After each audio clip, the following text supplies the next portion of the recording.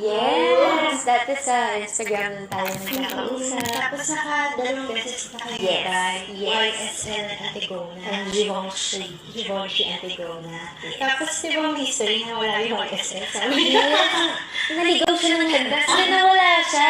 Yung ano tawag sa style na gano'n. Parang maliit lang, parang wallet on chain. Wallet on chain. Tapos bibili na ako ulit sa kanya din. Pero thankfully nahanap naman siya. Kaya ibang bag naman ang ina-eye ko for today. super starstruck ako. Thank you. Finally! Buti nga pala sa inyo kami pumunta kayo dito. Grabe naman. Of course naman. Hindi ako madaming pinafollow na shop, pero alam ko ito matagal ko pinafollow talaga yung first name. Matagal na tayo nag-chat. Yes. Personally kayo nag-chat. Yes. Yung Hindi. Wala naman ako assistant ako talaga. Yes. Personal account ko naman yun. Kaya, para mabilis ako na yung Tapos ito, bakit niya nagustuhan yung Chanel 19? Actually kasi, I've been eyeing for a white bag. No brand naman na specific. Napansin ko kasi na sa lahat ng collection ko, akala mo ang dami, hindi naman For sure madami. Hindi po, slowly building my collection. Pero napansin ko na lahat halos bags kasi, for me, bagay siya sa lahat.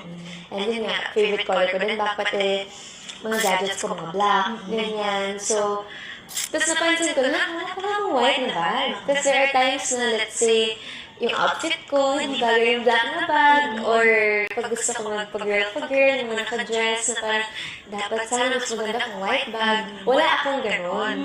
So sabi ko, parang kailangan ko na oo. Pero syempre, I'm not the type kasi person na just buys and buys and buys bags. As much as I want to do that, syempre, hindi naman sila mura. So I really think hard about the bags na binibili ko, and gusto ko investment pieces. Kaya naisip ko Chanel kasi I don't have a lot of white bags. So if I'm gonna get a white bag, it has to be perfect. Like, yes, I want, syempre dream naman ng any girl ang either Hermes or Chanel, diba? Yun talaga yung best investment pieces. So yun, slowly binibuild ko na yung aking Chanel collection. So this is gonna be my third Chanel, yes. Kasi yung dalawa black. Tapos parang silang gold hardware. Miss Alex, kailan kami nakita? Nung una ka lang. Tagal na ako kayo kina-follow, hindi ko na maalala. Ay, G lang din. Oo. Kasi yun naman din yung uso before. I think I've been following you for more than 24 years. Yeah. Matagal na talaga. Kahit noon hindi pa ako mahilig sa bags, naka-follow na rin ako talaga. Siguro it's a big factor din that you have a showroom, and na magaan kayong kausap. So, syempre, nandun yung trust. Kasi like for me nga, hindi ako, kuripot kasi ako. So, hindi ako basta-basta talaga, nag-let go ng malaking halaga ng pera. Especially over material things. So, gusto ko safe ako, yung kapag nagka-problema, kakausap ko ulit, or mahingal ko ng advice. Para may magandang relationship din with the seller or the shop. So, kaya, I really like First Mason kasi sumasagot kayo.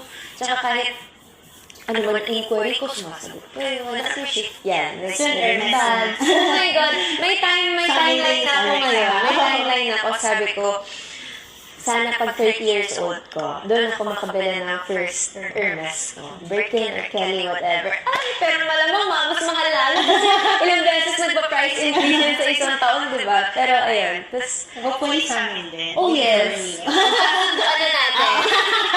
Pero ayun, yung sabi ko Chanel muna. Pero yung first Chanel ko was a classic flap. One of the talagang luxury items first na binili ko. First luxury bag talaga na naramdaman ko yung bigat.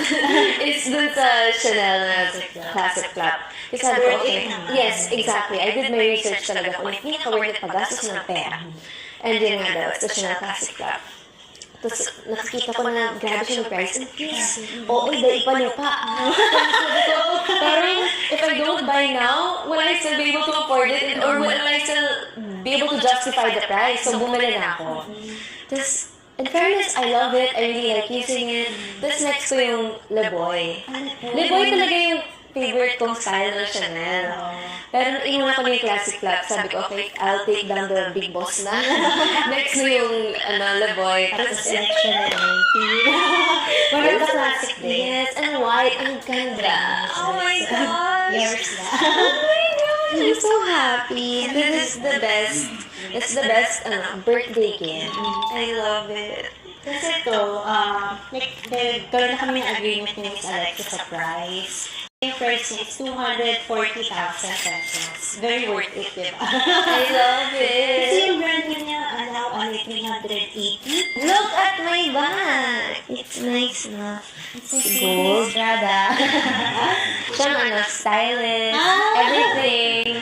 Actually, na magbibit-bit na. I like it. That's nice. It's Very nice, super no? nice. Noong una kinabahan ako sa Mix Hardware kasi sabi ko, it's not something na I'm used to seeing kasi and I don't normally see it on other people din. Pero sabi ko, bagay kaya sa akin, di kaya magmukhang pangit pag ang ganda pala. Kaya siya yung look. Yeah, I know. So, pwede ako mag-gold na hikaw, tapos pareho na. Any na. I love it. I love it. It's so nice. And look, I can put this. Ito po kasi yung dalawang bag mo yung napakalaki, oh. Ano si Chloe? Sobrang, ang bigat-bigat.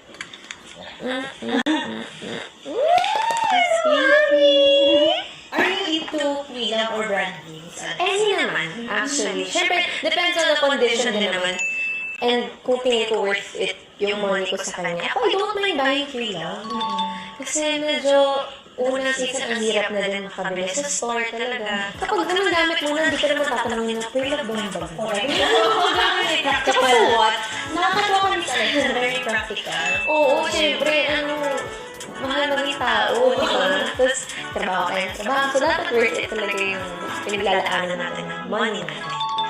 Kaya,